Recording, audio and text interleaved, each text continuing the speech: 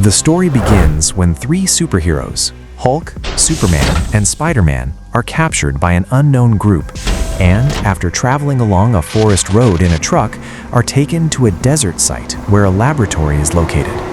Spider-Man slowly regains consciousness inside the truck, looks around, and sees Hulk and Superman chained and locked. He tries to break the locks and chains that are attached to his arms and legs to escape, but his efforts are unsuccessful. After hours, they finally arrive at their destination.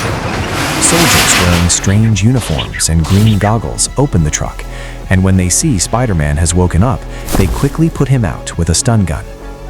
The soldiers load the three superheroes, Hulk, Superman, and Spider-Man, into metal cages mounted on a small flatbed vehicle and take them to the target area, then throw them into separate cells so they have no way to escape. We then see Professor Hudson, an elderly man with glasses and a strange, frightening appearance, in the laboratory.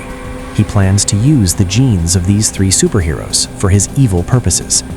He talks to the soldiers and tells them to watch the prisoners carefully. The professor prepares special devices for this work. A little later, he orders the soldiers to prepare the three superheroes for the experimental project, so the soldiers bring them into the testing room. In the next scene, Hulk, Superman, and Spider-Man are firmly strapped to makeshift boards and injected with syringes containing a colored solution, so they wake up quickly. Then, serum lines that will draw their blood into the laboratory machines are connected to them. In another scene, we see Iron Man flying through the clouds. According to a report he received, he heads to the scene, the forest road.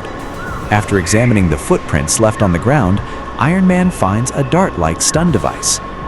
After further investigation, Iron Man finally traces the tracks of the trucks that were at the scene and notices the tire marks on the road. By following the tire tracks of the trucks, Iron Man reaches the laboratory. To avoid being noticed, he enters through a laboratory window and slowly moves forward to find out what has happened. In the next scene, we see the professor in the testing room drawing the blood of the three superheroes, Hulk, Superman, and Spider-Man, into the machine. Apparently, the procedure is complete. After finishing, he removes the glass vials of blood from the device. The professor is close to achieving his goal and hurriedly tries to leave the lab to reach his objectives, but Iron Man arrives, and the lasers from his hands block the professor's escape. The professor finds a way to flee and does so. Iron Man frees the three superheroes and tells them that the laboratory's destruction system will detonate in a few minutes and they must evacuate immediately. After being freed, the three superheroes are still disoriented. Hulk hasn't fully returned to normal and is a bit dazed.